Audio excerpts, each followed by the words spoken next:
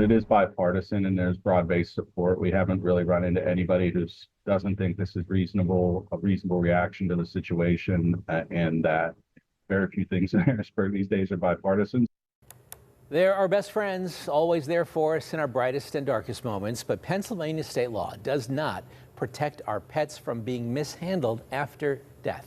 In fact, local lawmakers tell KDKA Investigates the pet cremation industry is entirely unregulated.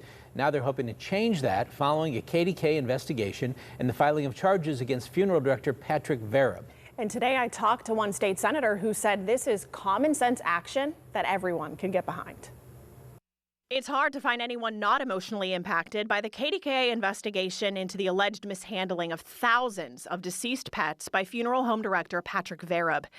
State Senator Nick Piscotano heard about it on the news, too. One of my constituents I talked to said it was like grieving her lost pet a second time. So once we heard of the reporting, we decided to take a look at state law and found that there's a huge gap here. The cremation of pets is not mentioned anywhere in Pennsylvania state law. It's completely unregulated.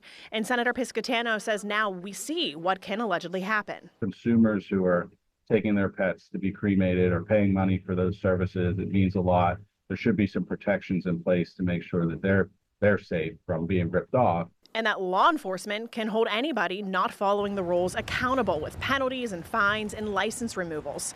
Senator Piscotano says lawmakers are working on the language of the legislation now and hope to shore it up in the next few weeks. There's already a state law called the Unfair Trade Practices Law, which really is a catch-all for all these like industry-specific kind of issues.